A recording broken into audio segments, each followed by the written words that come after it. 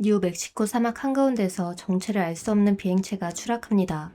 군은 즉시 현장을 봉쇄하고 극소수의 인원만을 투입하죠. 그중 한 명의 여성 간호장교가 있었는데요. 그녀의 임무는 생존자가 있다면 가능한 한 오래 살려두는 것. 하지만 그녀가 마주한 것은 인간도 동물도 그녀가 알던 어떤 생명체도 아닙니다. 그 생명체와 대화를 할 수는 없었지만 어느 순간 그녀의 의식 속으로 설명할 수 없는 이미지와 감정, 그리고 이해하기 어려운 개념들이 갑작스럽게 흘러들어오기 시작합니다. 그것은 기술 이야기가 아니었고 무기나 침공 계획도 아니었습니다. 우주가 어떻게 작동하는지, 인간의 생명은 무엇으로 이루어져 있는지, 그리고 지구가 어떤 위치에 놓여 있는 행성인지, 이 이야기는 단순한 외계인에 대한 이야기가 아니라 우리가 살고 있는 이 세계에 대한 전혀 다른 설명에서 시작됩니다. 1947년 7월, 미국 뉴멕시코주 로스웰 인근에서 한 건의 군 발표가 나왔습니다. 미 육군 항공대는 비행 접시를 회수했다고 공식 발표합니다. 짧은 성명이었고 내용은 단순했죠. 정체불명의 비행체가 추락했고 군이 이를 확보했다는 것이었는데요. 그러나 그 발표는 하루도 지나지 않아 번복됩니다. 곧바로 입장을 바꾼 겁니다. 군은 해당 물체는 기상 관측용 풍선이었다고 설명합니다. 비행 접시라는 표현은 오해였다고 정정하기도 하죠. 사건은 그렇게 정리되는 듯 보였지만 이상한 점은 남아 있었습니다. 처음 발표는 왜 나왔는지, 왜 그렇게 급하게 취소됐는지, 왜 군 내부의 설명이 하루 만에 완전히 달라졌는지에 대해서는 아무도 설명하지 않았는데요. 그리고 이 발표와 번복 사이, 외부에 알려지지 않은 프로젝트 하나가 조용히 진행되고 있었습니다. 같은 날 한 명의 여성 장교가 호출을 받습니다. 그녀의 이름은 마틸다 오도넬 맥웰로이, 미 육군 소속 비행 간호사입니다. 임무 내용은 간단합니다. 추락사고 현장으로 이동해 생존자가 있는지 확인하라는 지시였는데요. 사고 기종은 전달되지 않았고 탑승 인원도 알려지지 않았으며 통상적인 구조 임무와는 전혀 다른 호출이었습니다. 그녀가 도착한 곳은 뉴멕시코 사막 한가운데였습니다. 현장에는 불길도 연기도 없었으며 항공기 잔해 특유의 파편이나 냄새도 느껴지지 않았죠.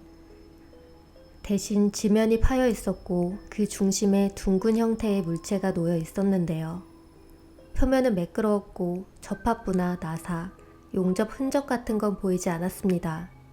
그녀가 알고 있던 어떤 항공기와도 맞지 않았기 때문에 그 구조를 이해할 수 없었죠. 내부로 들어갔을 때 그녀는 먼저 생명이 꺼져 있는 듯한 무언가를 보게 됩니다. 신체는 작았고 머리는 비정상적으로 컸으며 피부는 회색에 가까웠는데요. 그 순간 다른 보고가 이어집니다. 하나 더 있습니다. 아직 반응이 있습니다. 즉시 그 방향으로 이동합니다.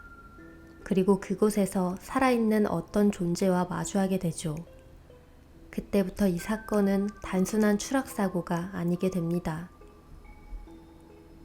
현장에는 그녀 혼자만 있었던 게 아니었습니다.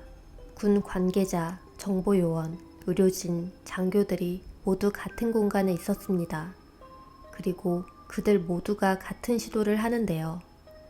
음성으로 말을 걸었고 손짓을 했고 기계 장비로 반응을 확인하려 하죠. 하지만 어떤 반응도 나오지 않습니다. 외계 생명체는 소리에도 몸짓에도 자극에도 전혀 반응하지 않았습니다. 그 시점에서 군 내부에서는 이 생명체를 의식이 없는 상태로 판단했을 겁니다. 그러나 그녀는 다르게 느껴졌는데요. 그녀는 소리를 듣는 느낌이 아니라 머릿속에 이미지가 떠오르는 느낌을 받았다고 합니다. 말이 아니라 의미가 먼저 들어왔고 문장이 아니라 감정과 개념이 한 번에 전달됐다고 합니다. 처음에는 그녀 역시 자신의 착각이라고 생각합니다. 극도의 긴장 상태, 사막 사고 현장, 정체불명의 생명체, 뇌가 만들어낸 환각일 수 있다고 판단했죠. 그래서 그 생각을 아무에게도 말하지 않았습니다. 하지만 그 순간 그 생명체가 그녀의 반응에 맞춰 전달 방식을 바꿨다고 합니다. 이미지는 더 명확해졌고 감정은 더 또렷해지며 마치 전달이 가능하다는 걸 확인한 뒤 그녀에게 맞춰 조율을 시작한 것처럼 느껴졌다고 합니다. 그제서야 그녀는 이 현상이 자신의 내부에서만 확실하게 일어나고 있다는 사실을 인지합니다. 같은 공간에 있던 다른 사람들은 아무것도 느끼지 못하고 마틸다 혼자 반응을 보이자 군은 즉시 이를 관찰하기 시작합니다. 처음에는 스트레스 반응으로 생각했지만 그녀가 전달받은 내용을 말로 설명했을 때 상황이 달라졌는데요. 그 진술은 무작위적이지 않았고 앞뒤가 맞았으며 군이 알고 있던 정보와 일부 일치하는 부분이 있었기 때문입니다. 예를 들어 추락 원인, 비행체의 조종 방식, 그리고 이 생명체가 도움을 요청하지 않는다는 점까지. 이때부터 군은 마틸다를 단순한 목격자가 아니라 소통이 가능한 유일한 연결자로 인식하죠. 그렇게 통역과는 정해졌고 면담은 그녀를 통해서만 진행되기 시작합니다. 마틸다는 이 생명체를 기록하기 위해 에어럴이라고 지칭하기 시작합니다. 이는 고유한 이름이라기보다 식별을 위한 임의의 명칭이었죠. 그리고 이 시점에서 군은 깨달았는데요. 이 존재와의 접촉은 기술의 문제가 아니라 의식의 문제라는 것을. 마틸다가 처음 기록한 것은 이 존재의 신체 상태와 구조입니다. 에어럴의 키는 약 1m 남짓이었고 체구는 매우 가늘었습니다. 머리는 신체에 비해 비정상적으로 크게 보였고 피부는 회색빛을 띠고 있었는데 채모나 주름은 관찰되지 않았죠. 가장 특이했던 점은 얼굴 구조였는데요. 입, 코, 귀로 보이는 기관이 거의 존재하지 않았습니다. 호흡 움직임도 확인되지 않았고 흉부의 기복 역시 없었고요. 눈은 컸지만 눈동자의 움직임은 인간과 달랐죠. 초점을 맞춘다기보다는 마치 대상을 스캔하는 것처럼. 손가락은 3개였고 관절 구조는 인간과 달랐으며 힘줄이나 근육의 움직임이 겉으로 드러나지 않았습니다. 그녀는 이 신체를 보며 생명체라기보다는 기능을 가진 구조물에 가깝다는 인상을 받았다고 합니다. 내부 장기, 혈관, 소화기관으로 추정되는 구조는 확인되지 않았는데요. 에어럴은 음식, 물, 산소를 요구하지 않았고 생명 유지 장치 없이도 상태가 유지되고 있었습니다. 이 시점에서 군 내부에서는 하나의 의문이 생깁니다. 이 존재는 살아있는 것인가? 아니면 의식이 탑재된 장치인가? 마틸다를 통해 외계 생명체의 첫 인터뷰가 시작됩니다. 추락 원인은 무엇인가?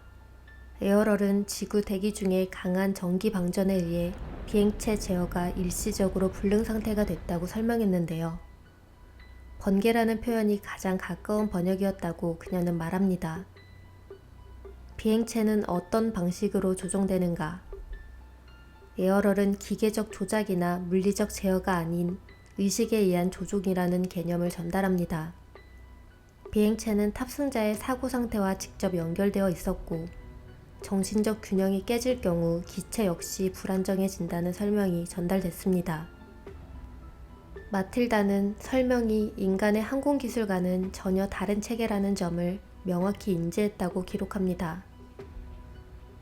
당신의 존재를 당신의 종족이 알고 있는가?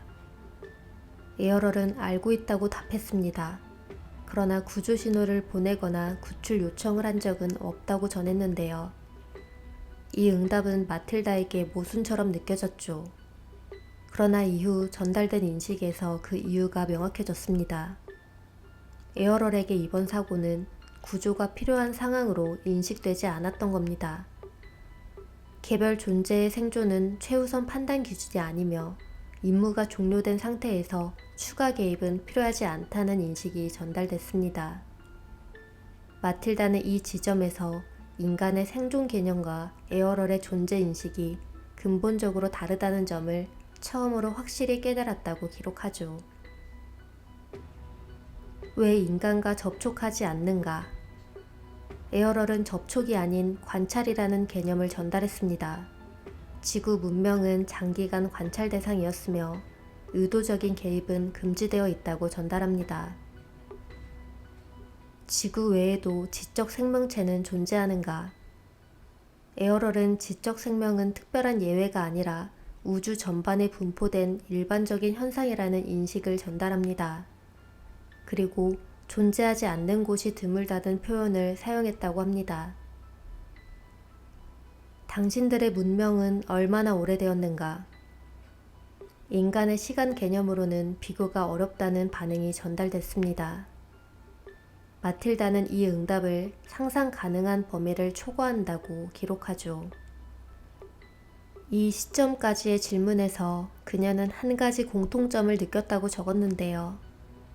에어럴은 기술에 대해서는 상세한 설명을 피하고 있었으며 존재와 인식, 목적에 관한 질문에는 비교적 명확한 개념을 전달하고 있었습니다.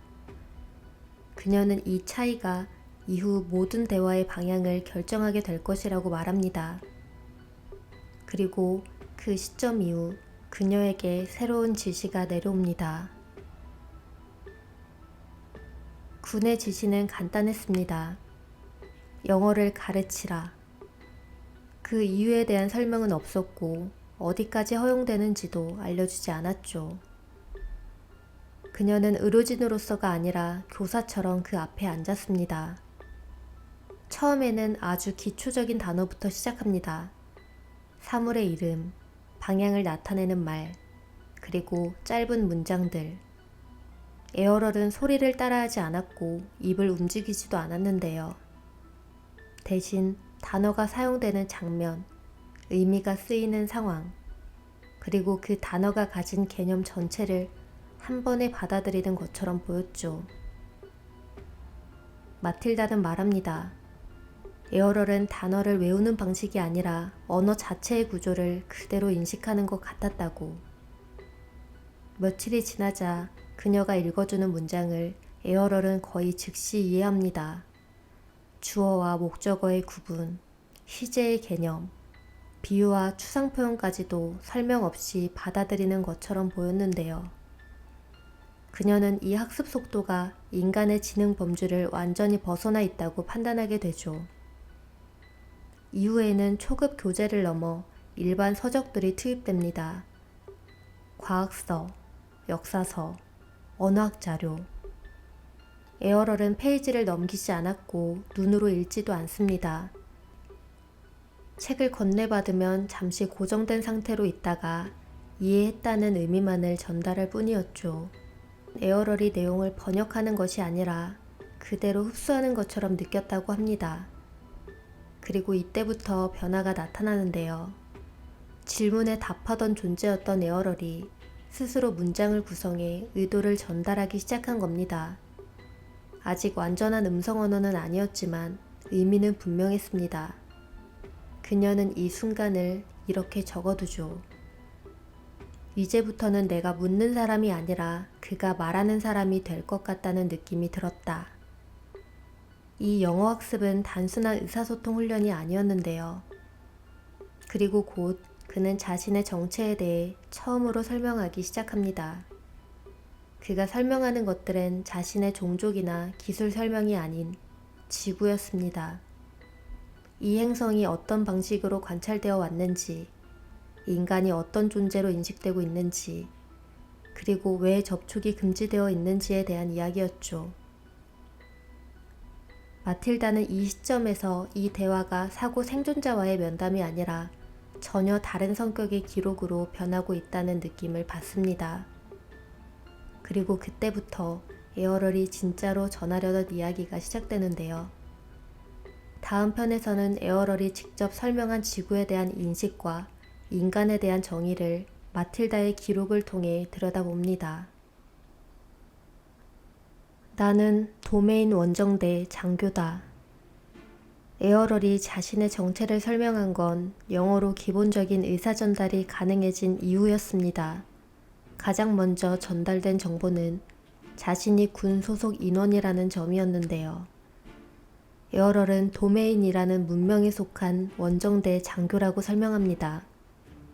임무는 조종과 기술 관리였고 특정 지역을 조사하기 위해 파견된 상태였다고 말하죠. 마틸다는 이 설명이 매우 담담하게 전달됐다고 합니다. 자신을 특별하게 포장하려는 느낌도 인간에게 이해받으려는 의도도 없었다고 말이죠. 에어럴에게 지구는 방문한 곳이 아니었고 조사구역이라고 표현합니다. 관찰 대상이었고 정해진 규칙 안에서만 접근하는 장소였다고 합니다. 에어럴은 자신의 문명에 대해 더 설명하기 시작하는데요. 도메인은 여러 행성과 거점을 관리하는 문명이며 원정대는 그중 일부라고 합니다. 그리고 자신은 그 중에서도 아주 평범한 인원이라고 말했죠. 언어에 대한 이야기도 나왔습니다. 에어럴은 자신의 문명에서는 수백 개의 언어 체계가 존재하며 임무를 수행하는 인원은 여러 언어를 이해할 수 있어야 한다고 설명합니다. 마틸다는 이 설명에서 에어럴이 인간을 특별한 존재로 바라보고 있지 않다는 느낌을 받았다고 기록했는데요. 두려움도 경외도 관심도 아니었습니다. 그저 수많은 관찰 대상 중 하나라는 태도였죠. 에어럴은 자신을 설명하면서 가장 먼저 하나의 개념을 전달하려 했습니다. 마틸다는 그 개념을 어떤 인간의 언어로도 정확히 옮길 수 없었다고 말합니다. 말이 아니라 의미 자체가 한 덩어리로 전달됐기 때문인데요. 그래서 그녀는 그 의미를 정리하기 위해 가장 가까운 두 개의 영어 단어를 빌려 이 개념을 이렇게 표기합니다. 이즈비. 이즈는 지금 이 순간 존재하고 있다는 상태를 의미했고, 비는 그렇게 존재하기로 선택한 상태를 뜻했습니다. 마틸다는 이것이 이름이 아니라 존재의 방식에 대한 설명이라고 적었습니다. 에어럴이 전달한 핵심은 단순합니다. 자신은 몸이 아니며 몸 안에 들어있는 존재도 아니다. 몸은 필요할 때 사용되는 도구에 가깝다. 사람이 옷을 입는다고 해서 그 옷을 자기 자신이라고 생각하지 않듯이 사람이 차를 탄다고 해서 차가 자기 자신이 되지는 않듯이 에어럴에게 몸은 입고 사용하는 것에 가까웠는데요. 바꾸면 바꿀 수 있고 손상되면 버릴 수 있으며 임무가 끝나면 벗어둘 수 있는 것이었습니다. 에어럴은 자신의 문명에서는 이런 몸을 인형 몸에 가깝게 인식한다고 말합니다. 물리 세계에서 활동하기 위해 임시로 사용하는 형태이며 존재의 핵심은 그 안에 들어있는 의식이라고 합니다. 그러면서 에어럴은 자신과 함께 지구에 왔던 다른 개체에 대해서도 짧게 언급하는데요. 그 개체는 마틸다가 처음 현장에서 보았던 이미 반응이 없던 존재였습니다. 그녀는 그를 사망한 외계 생명체로 알고 있었지만 에어럴은 그 표현이 정확하지 않다고 말합니다. 그 개체는 죽은 것이 아니라 사용하던 몸이 더 이상 기능하지 않게 되었을 뿐이라는 거죠. 몸의 손상으로 인해 물리세계에 더 머무를 수 없게 되었고 그 즉시 자신들의 방식으로 이탈했다는 의미였는데요. 마틸다는 이 설명이 생명체라는 개념과 완전히 다르다는 점을 분명히 느꼈다고 합니다. 인간은 몸이 손상되면 존재 자체가 위협받지만 에어럴에게 몸의 손상은 장비의 고장과 가까운 개념이었죠. 이 설명은 에어럴의 신체 구조와도 일치했는데요. 내부 장기가 없고 호흡이나 소화가 필요 없으며 외부 환경에 적응하기 위해 최소한의 기능만 갖춘 형태. 그녀는 이 지점에서 에어럴이 살아있는 생명체라기보다는 의식을 담기 위한 장치에 더 가깝다는 인상을 받았다고 적습니다. 우주선 역시 같은 원리로 설명됐습니다. 우주선은 버튼이나 레버로 조종되는 기계가 아니라 조종자의 사고 상태와 직접 연결된 구조였는데요. 에어럴은 우주선을 생각의 연장처럼 설명합니다. 의식이 안정된 상태일 때는 기체 역시 안정적으로 유지되지만 강한 외부 전기 방전이 발생할 경우 이 연결이 순간적으로 끊길 수 있다고 말합니다. 1947년 로스웰에서 발생한 사고가 바로 그 경우에 해당했던 거죠. 지구 대기 중의 강한 전기 에너지, 번개에 가까운 방전 현상이 의식과 기체를 연결하던 경로를 일시적으로 차단했고, 그 결과 우주선은 제어력을 상실한 채 추락했다는 설명이었습니다. 마틸다는 이 설명을 들으며 하나의 점을 명확히 구분해 기록하죠. 이 사고는 기계 고장이 아니라 의식과 물리세계 사이의 연결이 끊어진 사고였다는 점입니다. 그리고 이 구조 때문에 에어럴은 자신의 죽음을 인간과 같은 의미로 받아들이지 않았는데요. 몸이 손상되면 의식은 더 이상 그 안에 머물지 않고 다른 상태로 이동될 뿐이라는 인식이 전달됐기 때문이었죠. 에어럴은 자신을 영혼이라는 종교적 개념으로도 에너지라는 과학적 용어로도 설명하지 않았습니다. 대신 나는 존재한다. 그리고 존재하기로 선택했다. 라는 인식만을 반복해서 전달할 뿐이었는데요. 그리고 이 설명이 끝난 직후 에어럴은 마틸다에게 이렇게 말합니다. 너도 본질적으로는 같은 존재다. 그날의 대화가 어느 정도 진행된 뒤 에어럴은 마틸다에게 이전과는 전혀 다른 제안을 하나 합니다. 질문에 대한 답변도 아니었고 설명도 아닌 직접 확인하라는 요청에 가까웠죠. 그 순간 에어럴이 전달한 것은 말이 아니라 하나의 방향 감각이었는데요. 위쪽. 마틸다는 의도적으로 몸을 움직이지 않았습니다. 눈을 감지도 않았고 호흡을 조절하려 하지도 않았죠. 그런데 자신의 시점이 갑자기 위로 이동했다고 합니다. 아주 빠르지도 충격적이지도 않게. 마치 엘리베이터가 조용히 올라가듯 시점이 천천히 이동한 건데요. 그리고 그녀는 아래를 내려다보고 있었습니다. 그곳에는 침상에 누워있는 자신의 몸이었고 주변에는 군 관계자들과 의료진이 서 있었죠. 그 장면은 꿈처럼 흐릿하지 않았습니다. 빛의 방향, 사람들의 위치, 자신의 팔이 누워있던 각도까지 명확하게 인식됐다고 기록합니다.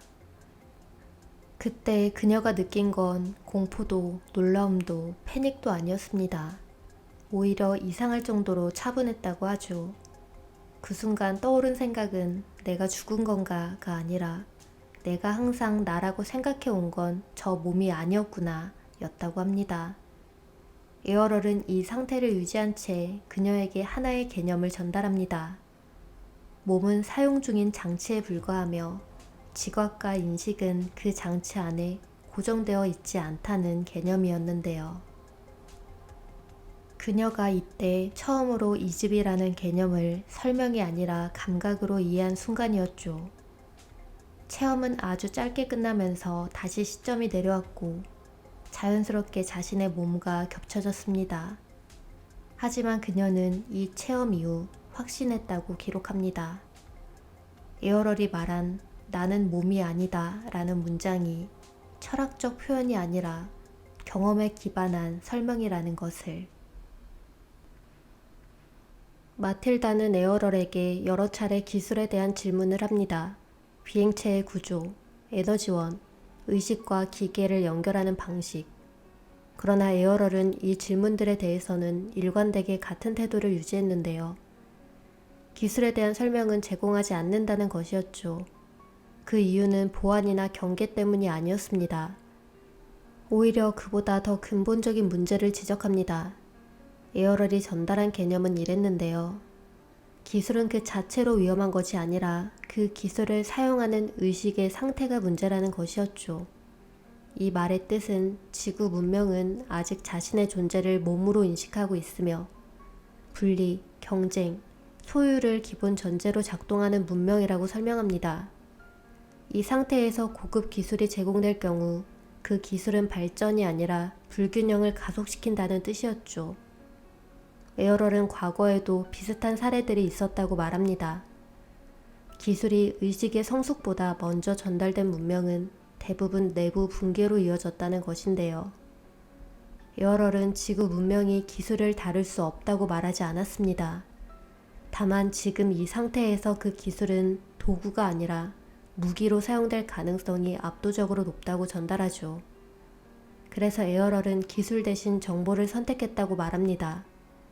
물리적 장비나 설계도가 아니라 존재에 대한 이해, 의식의 구조, 문명이 스스로를 어떻게 인식하고 있는지에 대한 설명.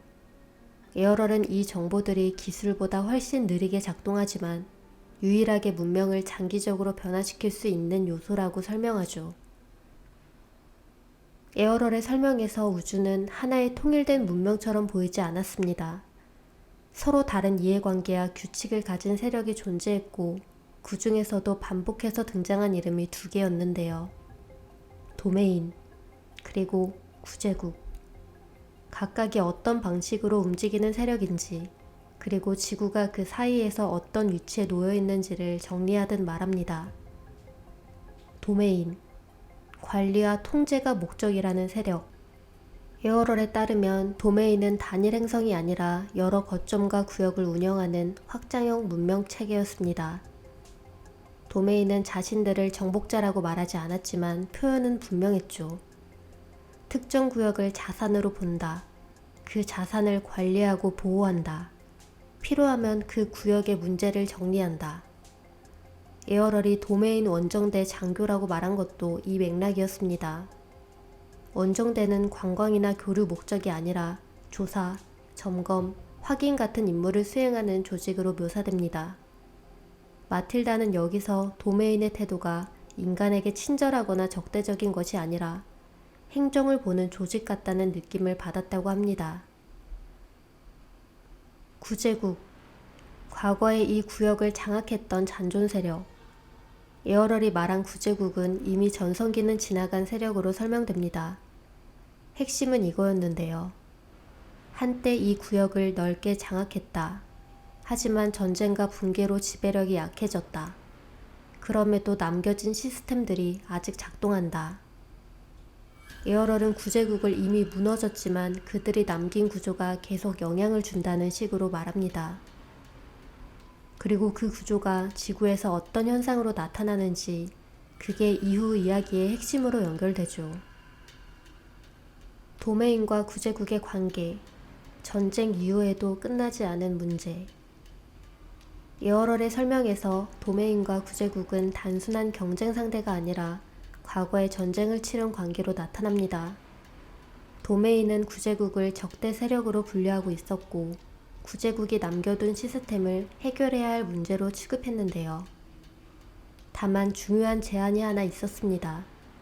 도메인은 이 구역 전체에서 해야 할 일이 많고 지구는 그 중에서도 우선순위가 높지 않은 구역처럼 말합니다. 마틸다는 이 부분에서 묘한 현실감을 느꼈다고 합니다. 우리에게는 인류의 운명이 걸린 일인데 저쪽에선 행정 목록 중 하나처럼 말한다는 식의 거리감이었죠. 지구, 두 세력의 흔적이 겹친 장소. 에어럴이 지구를 직접 정의하진 않았지만 마틸다가 받아 적은 설명을 종합하면 지구는 이렇게 정리됩니다. 구제국의 영향이 남아있는 곳, 도메인이 현재 관찰, 관리 중인 곳, 두 세력의 이해관계가 완전히 정리되지 않은 경계구역. 그리고 이어서 에어럴은 구제국이 남긴 시스템이 지구에서 어떤 방식으로 작동하는지를 전해줍니다. 구제국은 행성을 관찰하지 않았습니다. 오히려 행성을 통제했는데요. 그 방식은 단순합니다. 개별 존재를 직접 관리하지 않고 의식과 기억 자체를 다루는 구조를 설치하는 것. 즉, 사람 하나하나를 감시하는 대신 모든 존재가 벗어날 수 없는 시스템을 만든 것입니다. 에어럴은 이 시스템을 전자적 장치에 가깝다고 설명합니다. 첫째, 기억 차단 구조. 지구에서 죽은 존재는 이전의 기억을 유지한 채 이동하지 못하고 반드시 기억이 지워진 상태로 다시 새로운 육체에 들어가도록 설계된 구조였습니다. 그래서 인간은 태어날 때마다 이전의 삶을 전혀 기억하지 못합니다. 에어럴은 이 현상이 자연적 진화나 생물학적 한계가 아니라 의도적으로 만들어진 과정이라고 설명했죠. 둘째, 이탈 방지 장치. 의식이 육체를 벗어나더라도 지구 인근을 벗어나지 못하도록 하는 장치였는데요. 이 장치는 죽은 뒤에도 작동했고 의식이 일정 범위를 넘어서면 강제로 방향을 틀어 다시 지구 쪽으로 되돌려 보냈다고 합니다. 그래서 이 행성에서는 죽음 이후에도 벗어날 수 없는 순환이 반복된다는 설명이 이어졌죠. 셋째, 통제에 유리한 정신구조. 구제국은 단순히 장치를 설치하는 데서 끝내지 않았습니다. 지구에 머무는 존재들이 스스로를 몸이라고 인식하도록 사고 구조 자체를 고정시켰다고 하는데요. 자신을 육체로만 인식하게 만들면 죽음을 두려워하게 되고 권위와 통제에 쉽게 반응하게 되기 때문입니다. 에어럴은 이 구조가 지구 사회 전반에 깊이 스며들어 있다고 말합니다. 종교, 권력, 복종, 죄책감, 처벌, 개념들이 이 구조를 강화하는 방향으로 작동하고 있다는 거였죠. 도메인은 구제국과 정반대였습니다. 도메인은 지구를 지배하지 않았고 이 구조를 만든 주체도 아니었는데요. 에어럴의 표현에 따르면 도메인은 이 구역에서 벌어진 일들을 오랜 뒤에 파악한 쪽에 가까웠습니다. 이미 설치된 시스템이 있었고 이미 많은 존재들이 그 안에 묶여 있었지만 도메인은 그 구조를 즉시 제거하지 않았죠. 이유는 간단합니다. 구제국이 남긴 구조는 지구 전체와 깊게 연결되어 있었고 무리하게 제거할 경우 행성 자체가 붕괴될 가능성이 있었기 때문입니다. 그래서 도메인은 개입 대신 관찰을 선택했다고 하죠. 마틸다는 이 설명을 들으며 이제야 하나의 의문이 선명해졌다고 적었습니다. 왜 인간은 죽음 이후를 막연하게만 상상할 뿐 구체적으로 기억하지 못하는지, 왜 수천 년 동안 비슷한 삶의 구조가 반복되는지, 왜 태어나고 잊고 다시 태어나는 방식이 당연한 것처럼 받아들여졌는지. 에어럴은 이 모든 것이 우연이 아니라고 말합니다. 그리고 지구는 아직 구제국이 남긴 구조에서 완전히 벗어나지 못한 상태라고 설명합니다. 에어럴은 이즈비가 신체를 떠난 이후의 과정을 단계적으로 설명했습니다. 이 과정은 자연현상이 아니며 지구 인근에 설치된 구조에 의해 자동으로 진행된다고 말하죠. 1단계, 감지. 이즈비가 신체를 이탈하는 순간, 즉 인간의 기준으로 죽음이 발생하면 그 존재는 즉시 감지됩니다. 에어럴은 이를 지구 주변에 형성된 전자적 감지망이라고 표현하는데요. 이 감지망은 의식의 이동을 추적하며 특정 범위를 벗어나는 모든 이즈비를 자동으로 인식하도록 설계되어 있다고 설명합니다. 도망치거나 숨는 개념은 존재하지 않습니다. 이탈 자체가 곧 신호가 되니까요. 2단계, 포획. 감지된 이즈비는 즉시 이동 경로가 차단됩니다. 에어럴은 이 과정을 생포에 가깝다고 설명합니다. 물리적인 그물이나 구조물이 아니라 의식 자체의 방향성과 이동성을 강제로 제한하는 방식인데요. 이 단계에서 이즈비는 이미 자유로운 이동이 불가능해지죠. 3단계, 전기적 충격. 포획 이후 강한 전기적 자극이 가해진다고 설명합니다. 에어럴은 이 자극을 단순한 에너지 전달이 아니라 의식 구조에 직접 작용하는 충격이라고 표현합니다. 이 충격은 고통을 주기 위한 것이 아니라 의식의 연속성을 깨뜨리는 데 목적이 있는데요. 기억, 자각, 정체성의 흐름이 이 단계에서 급격히 약화된다고 말합니다. 4단계, 최면 및 방향 유도. 이후 이즈비는 강한 최면 상태로 유도됩니다. 이 단계에서 특정 개념들이 반복적으로 주입된다고 설명하죠. 빛으로 돌아가라. 원래 있던 곳으로 가라. 안전한 곳으로 이동하라. 천국으로 간다. 에어럴은 이 개념들이 진실의 설명이 아니라 방향 유도를 위한 언어 장치라고 말했는데요. 이즈비는 이 상태에서 스스로 판단하고 이동한다고 느끼지만 실제로는 정해진 경로로 유도되고 있다는 설명입니다.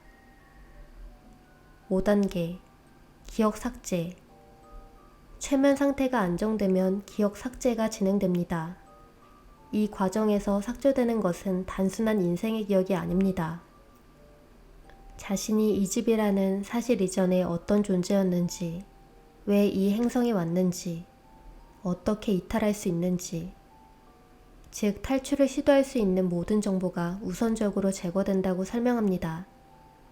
에어럴은 이 단계가 핵심이라고 강조합니다. 기억을 잃은 이즈비는 자신이 갇혀 있다는 사실조차 인식하지 못하게 되기 때문이죠. 6단계 재투입. 기억이 삭제된 이즈비는 다시 신체에 결합되고 이 과정은 출생으로 인식됩니다. 기억이 없는 상태이기 때문에 이즈비는 자신을 새로운 존재라고 받아들이게 되는데요. 그리고 같은 구조 안에서 삶을 다시 시작하게 되죠. 7단계 탈출 불가능 구조. 에어럴은 이 구조가 단순히 막는 시스템이 아니라 시도 자체를 무력화하는 구조라고 설명합니다. 기억이 없기 때문에 탈출을 시도할 이유도 방법도 없죠. 그리고 만약 어떤 이유로든 이즈비가 이 구조를 의심하거나 벗어나려는 움직임을 보일 경우 그 저항 자체가 시스템을 더 강하게 작동시킨다고 설명합니다. 발버둥 칠수록 덫은 더 조여지는 겁니다. 마틸다는 이 설명을 들으며 하나의 공통점을 느꼈다고 합니다. 이 구조는 영구적인 유지를 목적으로 설계되었다는 점인데요. 폭력적일 필요도 없고 강제력을 드러낼 필요도 없습니다. 기억을 지우는 것만으로 탈출은 불가능해지기 때문이죠. 왜 인간은 태어날 때마다 이전의 기억을 전혀 갖고 오지 못하는지, 왜 살아가면서 자신이 누구였는지에 대한 감각을 조금씩 잃어버리는지, 그리고 왜 인간은 이 행성에서 비슷한 삶을 반복하듯 태어나고 살아가고 어디로 사라지는지를 설명하는 방향으로 이야기는 흘러가고 있었습니다. 에어렐의 설명에 따르면 이것은 자연스러운 현상이 아니었고 우연히 생긴 구조도 아니었습니다. 기억이 사라지는 데에는 이유가 있었고 지구에서만 반복되는 이 삶의 방식 역시 의도된 구조 안에 놓여 있다는 인식이 전달됐습니다.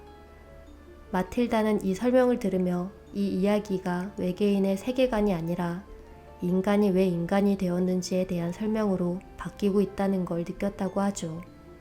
그렇게 이 지점에서 하나의 질문에 도달하게 되는데요. 이 행성은 정말 우리가 알고 있던 지구가 맞을까?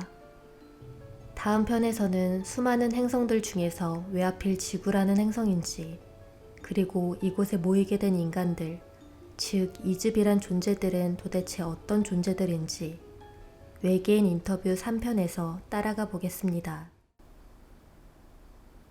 에어럴에 따르면 도메인 원정대는 과거 수천 년 전 실제로 지구에 기지를 두고 활동한 적이 있었다고 합니다.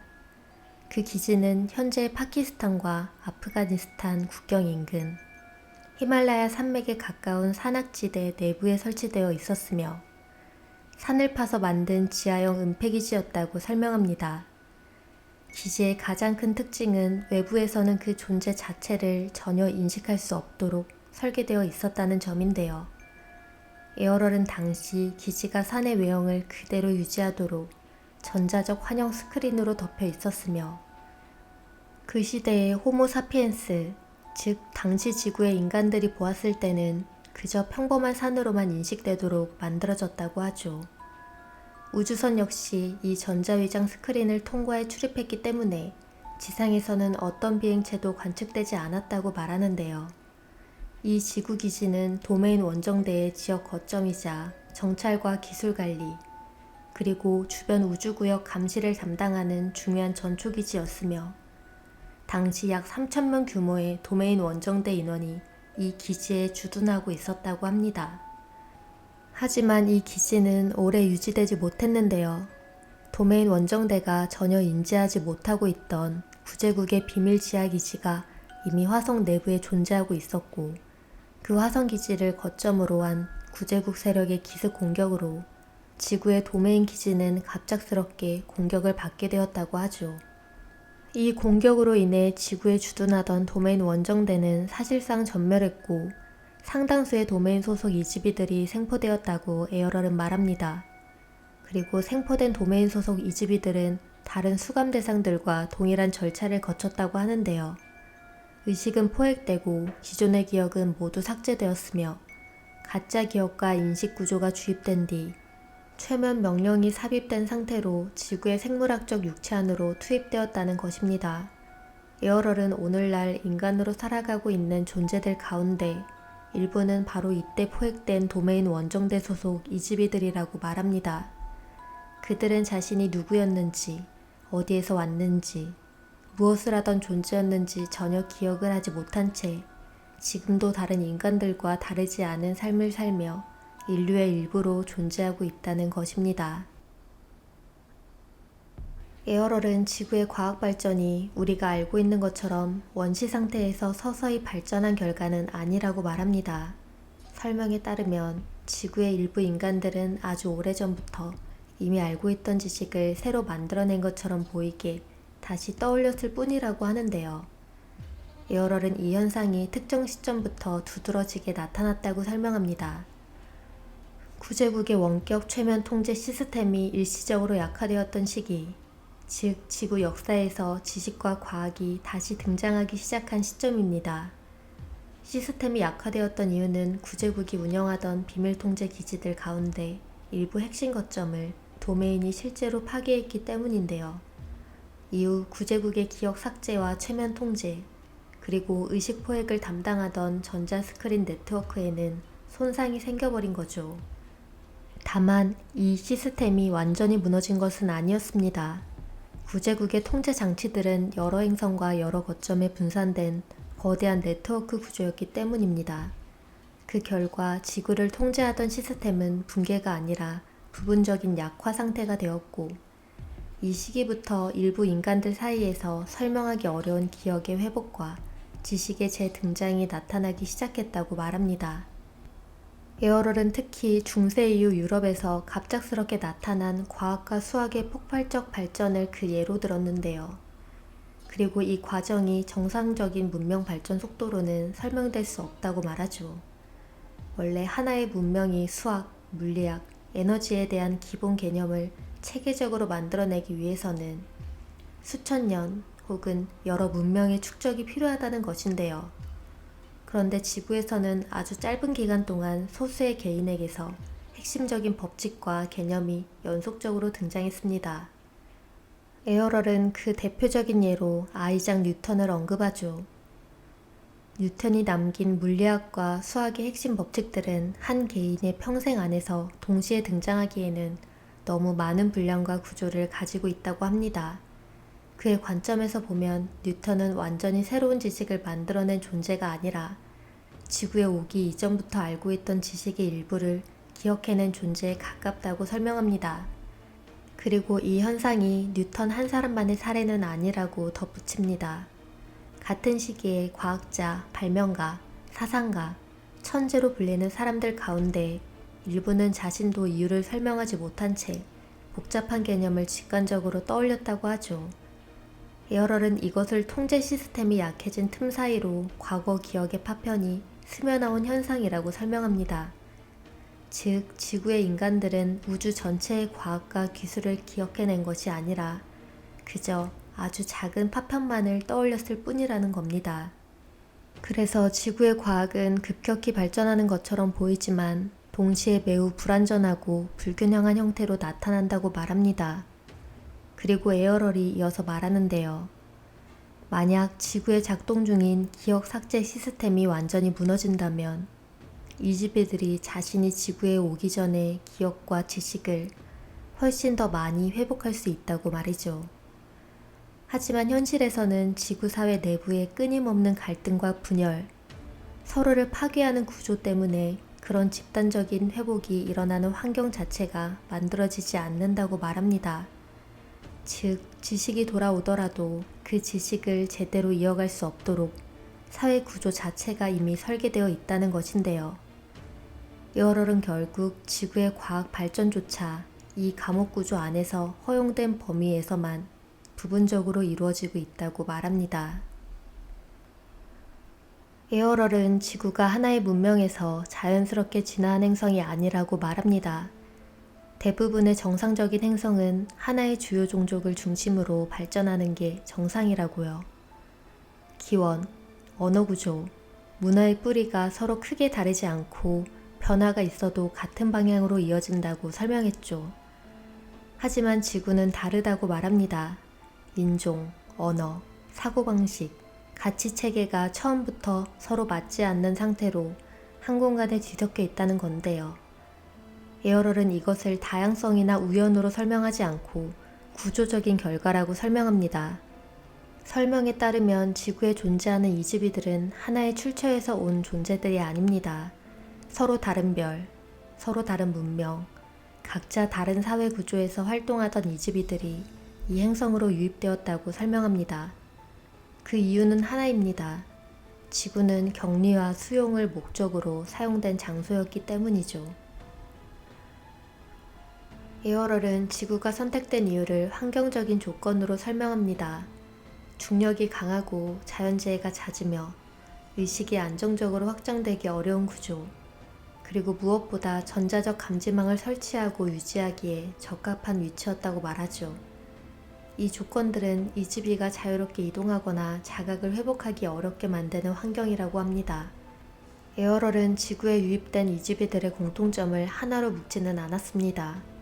모두가 같은 죄를 지었기 때문은 아니지만 하나의 기준은 있었다고 설명하는데요. 기존 체계에 적응하지 못했거나 통제에 순응하지 않았거나 불필요하다고 판단된 존재들, 범죄자뿐만 아니라 반항적인 성향을 가진 존재, 체제의 위협이 되던 존재, 혹은 단순히 관리하기 번거로운 존재들까지. 에어럴은 이들을 처벌 대상이라기보다 격리 대상에 가깝다고 설명합니다. 지구는 그 격리가 이루어지는 장소였다는 거죠. 에어럴은 지구의 인종적, 문화적 혼합을 자연스러운 공존의 결과로 보지 않았습니다.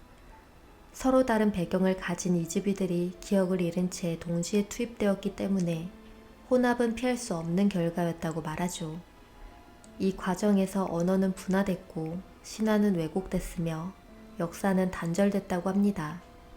그래서 지구에는 서로 전혀 맞지 않는 종교, 상반된 가치체계, 끊임없는 갈등 구조가 동시에 존재하게 되었다고 말합니다. 에어럴은 지구가 감옥처럼 보이지 않는 이유도 설명합니다.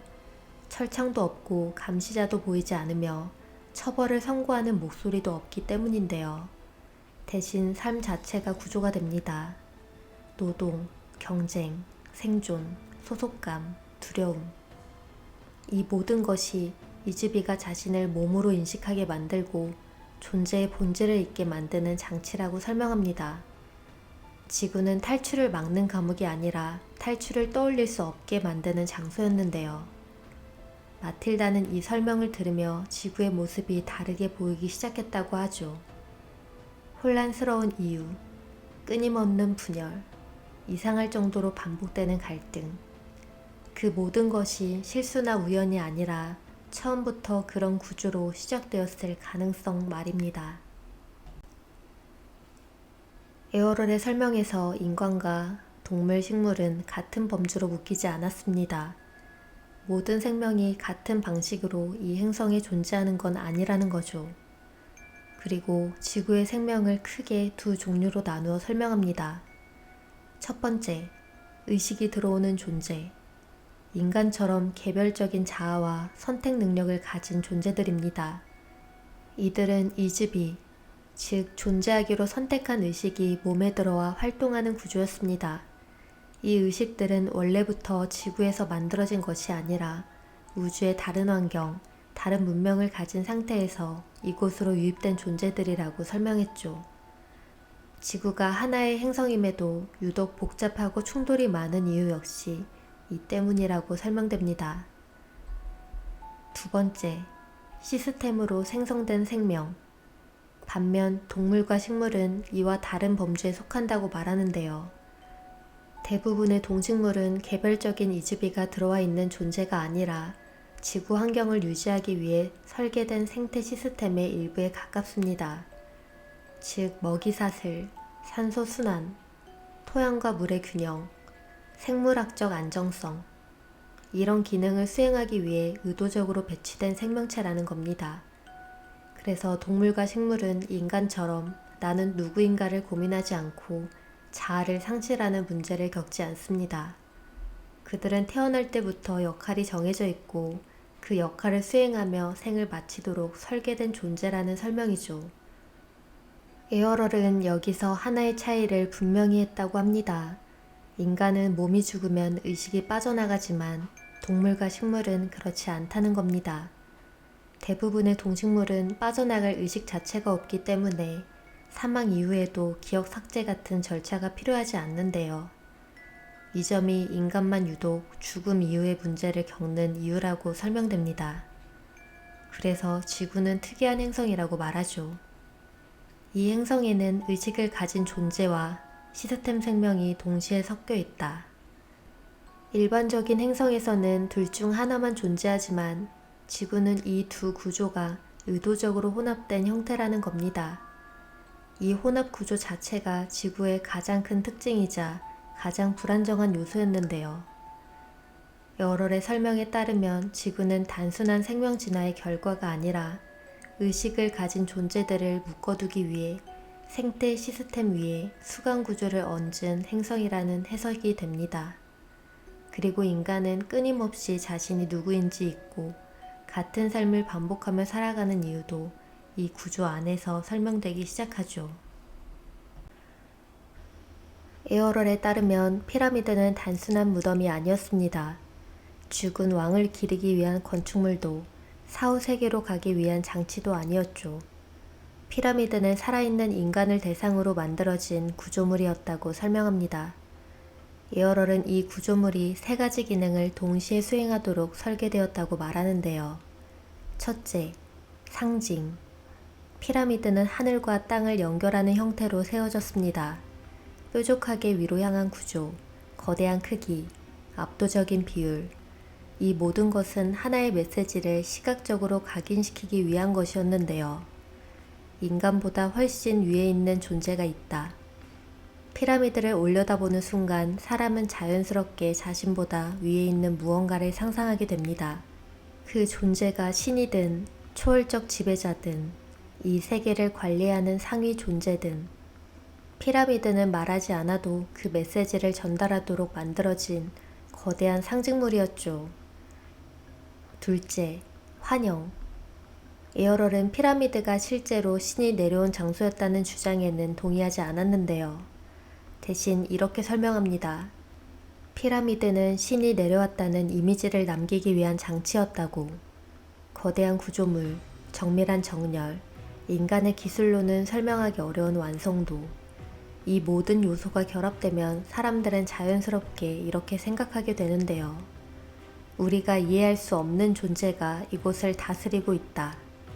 중요한 점은 실제로 신이 상주했는지가 아니라 사람들이 그렇게 믿게 되었냐는 것이었습니다.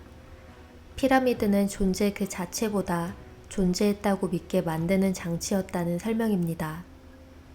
셋째, 통제. 에어럴이 가장 중요하게 짚은 기능은 통제였습니다. 피라미드는 사람들을 물리적으로 가두는 구조물이 아니었는데요. 대신 사람들의 인식을 가두는 구조물이었다고 말하죠. 사람들은 피라미드를 보며 이렇게 생각하게 됩니다. 나는 작다. 이 세계는 내가 이해할 수 없는 힘에 의해 운영된다. 이 인식이 반복되면 인간은 점점 스스로를 무력한 존재로 정의하게 됩니다. 결정권은 위에 있고 의미는 위에서 내려오며 구원 역시 외부에서 와야 한다는 사고방식. 이 구조가 인간에게 자연스럽게 주입되도록 피라미드가 사용되었다고 설명합니다. 에어럴의 설명을 종합하면 피라미드는 무덤이 아니라 살아있는 인간에게 하나의 메시지를 전달하기 위한 구조물이었는데요. 너희는 관리되고 있다. 너희보다 위에 있는 질서가 있다. 너희는 스스로 완전하지 않다. 이 메시지는 글이나 언어가 아니라 구조와 공간, 크기와 압도감으로 전달되었죠. 하늘을 향해 세워진 그 구조물은 인간에게 끊임없이 이렇게 말하고 있었습니다. 너는 이 세계의 주인이 아니다. 그리고 그 인식은 수천 년 동안 인류에게 깊숙이 남게 되었습니다. 에어럴은 종교 그 자체를 부정하지는 않았습니다. 문제는 종교가 유지되는 방식이라고 설명했는데요. 초기의 종교적 가르침은 존재의 본질과 자각에 가까운 내용이었지만 시간이 지나면서 완전히 다른 방향으로 바뀌었다고 말합니다. 개인은 무력하고 구원은 외부에서만 오며 스스로를 의심하고 복종해야 한다는 구조로 재편되었다는 겁니다. 이 과정에서 이집이라는 개념은 더욱 지워졌고 인간은 몸을 가진 존재로만 규정되기 시작했다고 설명하죠. 에어럴은 거의 모든 종교에서 신이 항상 위에 있는 이유도 언급합니다. 하늘 위, 산 위, 보이지 않는 높은 곳. 이 구조는 존재의 본질을 밖으로 밀어내는 방식이라고 설명합니다. 신은 높이 있고 인간은 작고 스스로는 아무것도 할 수 없다는 인식. 이 인식이 반복될수록 인간은 자기 내부를 보지 않게 된다고 말합니다. 마틸다는 이 설명을 들으며 고대 문명과 종교가 갑자기 하나의 흐름으로 연결되기 시작했다고 하는데요.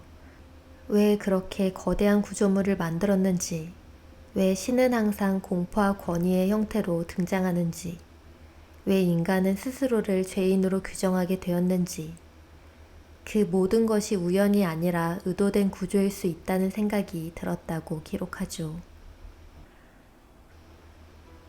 에어럴의 설명에는 지구를 둘러싼 방어장치를 거의 통과할 뻔한 인간들에 대한 언급이 등장하는데요. 완전히 탈출한 인간이 있었다는 내용이 아닙니다. 하지만 그 대신 방어장치의 존재를 인식했고 그 구조에 거의 접근한 사례들은 기록돼 있습니다. 탈출은 없었지만 접근은 있었다. 에어럴은 이렇게 설명합니다. 지구의 방어 시스템은 의식이 몸을 떠나는 순간 작동하도록 설계되어 있으며 일반적인 인간의 인식 수준에서는 이 장치를 인식하는 것조차 불가능하다. 대부분의 이집인은 몸을 떠난 직후 빛, 소리, 감정 유도, 돌아가라, 편안해져라 같은 신호에 반응하며 즉시 시스템에 다시 포획된다. 그러나 극히 드물게 이 흐름에 자동으로 반응하지 않는 사례들이 있었다고 합니다. 이들이 바로 방어장치에 가까이 간 인간들입니다. 이 유형의 인간들은 몇 가지 분명한 공통점을 가졌는데요. 첫째, 자기 자신을 몸이라고 인식하지 않았다. 둘째, 죽음을 끝이나 상실로 받아들이지 않았다. 셋째, 외부의 신, 심판, 구원을 전제로 사고하지 않았다. 지구의 방어 시스템은 죽음에 반응하는 것이 아닌 의식의 자동 반응 패턴에 반응합니다. 즉, 죽음 이후에 나는 곧 사라진다. 누군가 나를 데리러 와야 한다. 빛, 심판, 천국 같은 것에 따라가야 한다.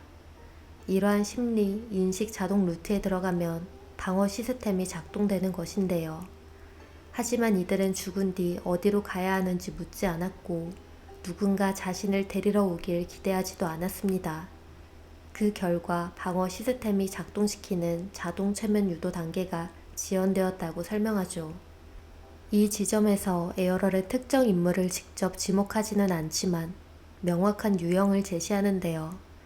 그중 대표적으로 언급되는 예가 동양의 수행자 계열이며 그 중에서도 부처와 유사한 인식 상태가 예로 등장합니다. 중요한 건 이겁니다. 시스템이 작동하고 있다는 사실을 거의 완전히 인식한 상태, 즉 탈출자가 아니라 구조를 간파한 인식 상태였다는 건데요. 에어럴의 설명은 여기서 분명해집니다. 지구 방어 시스템은 단순한 장벽이 아니라 전자적 감지, 의식 충격, 기억 삭제, 방향 유도, 이 단계들이 연쇄적으로 작동하는 구조이기 때문에 개인이 아무리 의식적으로 깨어 있어도 이 시스템 전체를 돌파하는 것은 현실적으로 불가능에 가깝다고 말하죠. 그래서 이 사례들은 항상 같은 지점에서 끝납니다. 인식은 했지만 통과하지는 못했다. 에어럴이 전하려는 핵심은 단순합니다. 인간은 지금도 이 시스템 안에 있다. 대부분은 그 존재조차 인식하지 못한다. 극히 일부만이 구조를 알아차렸다. 그러나 아직 아무도 벗어나지 못했다. 마틸다에게 전해진 모든 이야기는 마치 하나의 긴 수업 같았습니다. 그녀는 에어럴이 들려준 이야기들이 거짓이 아니라는 느낌을 강하게 받았다고 합니다. 지금까지 자신이 품고 있던 수많은 의문, 종교와 역사, 그리고 세상의 미스터리들이 에어럴과의 대화를 통해 하나씩 맞춰졌기 때문이었죠. 그리고 긴 이야기가 끝난 뒤 에어럴은 마틸다에게 조용히 작별을 알립니다. 자신이 곧 이곳을 떠날 것이라고. 하지만 이 사건에 관여했던 사람들, 군과 관계자들은 그 사실을 쉽게 받아들이지 못했는데요. 그들은 에어럴에게서 외계 문명의 과학기술과 무기, 그리고 압도적인 정보들을 얻기를 기대하고 있었기 때문이었죠. 그러나 에어럴은 분명히 말합니다. 그 어떤 기술도 무기도 인류에게 넘겨줄 수 없다. 나는 도메인의 장교이자 파일럿, 엔지니어로서 도메인의 자산과 이익을 보호해야 할 의무가 있다. 그리고 지금 지구는 우주 전체 문명으로부터 사실상 고립된 상태이기 때문에 많은 주제에 대해 이야기하는 데에는 심각한 제약이 따른다. 안보와 외교 문제 때문에 도메인의 계획이나 활동에 대해서는 아주 제한적이고 일반적인 설명만 할 수밖에 없다. 하지만 도메인 소속 장교로서의 직책과 규정을 지키는 선에서 그리고 윤리적으로 허용되는 범위 안에서 이미 최대한 많은 도움을 주었다고 말합니다.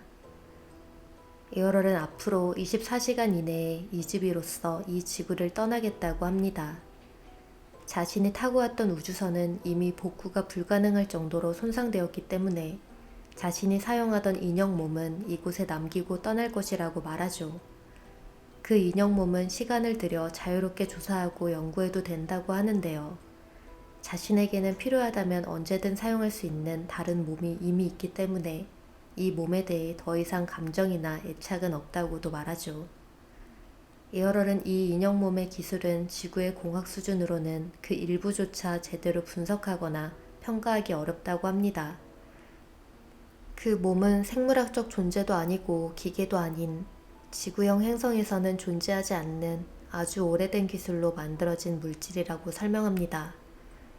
그리고 함께 추락했던 하급 장교들은 사고로 몸이 손상되자 이미 그 몸을 떠나 우주 통제본부로 복귀했다고 합니다. 그들의 몸이 자신의 몸보다 훨씬 취약했던 이유는 계급이 낮았기 때문이라고 설명하는데요. 그들이 사용한 몸은 부분적인 생체 구조로 만들어졌고 내구성과 회복 능력 모두 자신의 몸보다 떨어졌다고 합니다. 그리고 에어럴은 도메인이 구제국의 잔존 세력을 발견한다면 어디에서든 그 작전을 방해하고 제거하겠지만 그것이 도메인의 주요 임무는 아니라고 말합니다. 그러나 언젠가는 구제국의 시스템을 무력화시킬 수 있을 것이라고 확신한다고 하는데요. 다만 그 작업이 얼마나 거대한 규모인지조차 지금은 알 수 없으며 완전히 끝내는데 얼마나 오랜 시간이 걸릴지도 알 수 없다고 하죠. 이 장치들과 시설들이 완전히 파괴된다면 인류의 기억은 다시 회복될 수 있을지도 모른다고 합니다. 어쩌면 죽은 뒤에 기억을 지우지 않는 것만으로도 회복은 가능할지 모른다고 말합니다. 다행인 점은 이즈비의 기억은 완전하게 영원히 삭제될 수는 없다는 것이라고 합니다. 하지만 인류가 살아남기 위해서는 지금 자신들이 처한 이 상황을 해결하기 위해 서로 협력해야 한다고 말하는데요. 그리고 인간이 단순히 생물학적인 몸일 뿐이라는 생각을 넘어 지금 자신들이 어디에 있는지, 자신이 이 집이라는 존재이며 진정한 자신이 누구인지를 알아야 한다고 하죠. 인간이라는 형체를 넘어 스스로 일어나야 한다고 합니다. 이런 깨달음이 없다면 인류는 지금의 이 수감 상태에서 영원히 벗어날 수 없다고, 지구의 이집이들은 계속해서 다시 태어나고 또다시 태어나는 윤회의 구조를 벗어나지 못하게 된다고 말합니다. 수많은 문명이 태어나고 사라지는 동안 같은 이집이들이 서로 다른 시대와 지역에서 다시 살아가는 것, 그리고 지금 이 순간에도 전 세계에서 다시 몸을 잊고 살아가고 있다고 말합니다. 마지막으로 에어럴은 말합니다. 이주비로서 지구에 살고 있는 다른 이주비들이 남은 삶을 조금이라도 더 즐겁게 살아가기를 바란다고. 그렇게 에어럴과의 길고도 짧은 여정은 끝이 났습니다. 약 3주 뒤 마틸다는 다른 시설로 이동하라는 지시를 받습니다. 이유는 설명되지 않았고 에어럴에 대한 모든 질문은 묵살되었죠. 이송을 앞두고 마틸다는 비밀유지 서약서에 서명하게 됩니다. 내용은 단순합니다. 복무 중 보고, 듣고, 경험한 모든 사항에 대해 그 누구와도 어떤 방식으로도 논하지 말 것. 이를 위반할 경우 미합 중국에 대한 반역 행위로 간주해 처벌한다는 조항이었습니다. 마틸다는 이 순간을 이렇게 회상합니다. 모든 것이 아무 일도 없었던 것처럼 정리되기 시작했다. 그녀는 이후 간호장교로서의 일상 업무를 복귀합니다. 훈련, 이동, 보고, 근무. 모든 것은 겉보기엔 정상적으로 돌아갔는데요. 하지만 이 시점을 기준으로 그녀에게는 하나의 공통된 감각이 남았다고 말합니다. 마치 꿈에서 깨어난 것 같은 느낌. 현실은 분명히 이어지고 있었지만 그 이전에 있었던 일들은 점점 현실감 없이 멀어졌다고 합니다. 마틸다는 결국 이 기록을 더 이상 혼자 간직할 수 없다고 느꼈고 오랜 시간이 흐른 뒤 이 이야기를 세상에 공개하기로 결심합니다. 그녀가 말합니다. 비밀이 유지되기 위해 많은 사람들이 희생되었고 그 사실은 지금까지 대중으로부터 숨겨져 왔다고. 지구상 극소수의 사람들만이 자신이 60년 동안 간직해온 이 기록을 알고 있다고. 그리고 그녀는 미국 정부가 외계 생명체의 존재와 그들이 지구를 관찰하고 있다는 사실을 숨김으로써 인류의 알 권리를 차단해 왔다고 판단했다고 말합니다. 마틸다는 자신에게 남은 시간이 많지 않다는 사실 또한 숨기지 않습니다. 그렇기 때문에 더 이상 잃을 것이 없다고 느꼈고 이제서야 이 이야기를 공개할 수 있었다고 합니다. 그녀가 이 기록을 남기고 싶었던 가장 큰 이유는 사람들이 흔히 상상하듯 외계 존재가 반드시 인류에게 적대적인 존재가 아닐 수 있다는 점, 그리고 그들의 사고방식은 인간보다 훨씬 더 넓고 더 장기적인 시야 위에서 이루어지고 있을지도 모른다는 가능성을 전하고 싶었기 때문이었습니다. 또한 언젠가 인류 역시 그러한 관점과 가치를 이해할 수 있기를 바란다고 말하며 이 기록은 끝이 납니다.